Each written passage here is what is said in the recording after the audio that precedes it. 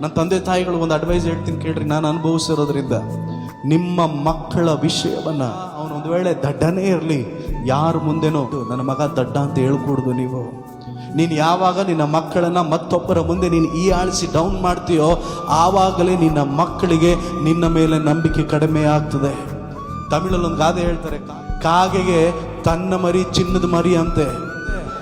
ನಿನ್ನ ಮಕ್ಕಳು ನಿನಗೆ ದೇವರು ಕೊಟ್ಟಂತ ಬಹುಮಾನ ಆಗಿದೆ.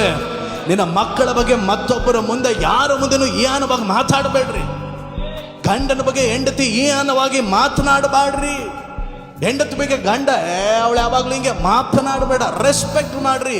ನೀನು ಎಷ್ಟು ರೆಸ್ಪೆಕ್ಟ್ ಮಾಡ್ತೀಯೋ ಅಷ್ಟು ಸನ್ಮಾನ, ಅಷ್ಟು ನಂಬಿಕೆ ನಿನ್ನ ಮೇಲೆ ಜಾಸ್ತಿ ಆಗುತ್ತೆ. 100 ಜನ 100 ಹೇಳಲಿ, ಯಾತಕ್ಕಾಗಿ ನಿಮ್ಮನ್ನ ಹೆಂಡತಿ ನಂಬಲ್ಲ, ನಿನ್ನ ಗಂಡ ನಂಬಲ್ಲ ಗೊತ್ತಾ? ನಿನ್ನ ಸಮಸ್ಯೆ ನಿನ್ನ ಮನೆಯೊಳಗಡೆ ಸಾಲ್ವ್ ಮಾಡದೆ ಬೀದಿಗೆ ತಗೊಂಡು ಹೋಗ್ತೀಯ ನೋಡು.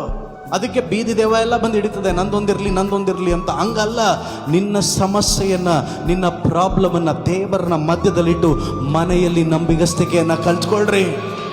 ಮಕ್ಕಳು ಹೇಳಬೇಕು, ನಮ್ಮಪ್ಪ ನನ್ನನ್ನು ಬಿಟ್ಟು ಯಾರನ್ನೂ ಅಧಿಕವಾಗಿ ಪ್ರೀತಿ ಮಾಡೋದಿಲ್ಲ. ಹೆಂಡತಿ ಹೇಳಬೇಕು, ನನ್ನ ಗಂಡ ಈ ಲೋಕದಲ್ಲೇ ಯಾರೇ ಇದ್ರು ನನ್ನನ್ನು ಬಿಟ್ಟು ಅಧಿಕವಾಗಿ ಪ್ರೀತಿ ಮಾಡಲ್ಲ. ಆ ನಂಬಿಕೆಯನ್ನ ಮನೆಯವರಲ್ಲಿ ನೀವು ಯಾರೇ ಆಗಿದ್ರು ಬೆಳೆಸಬೇಕು.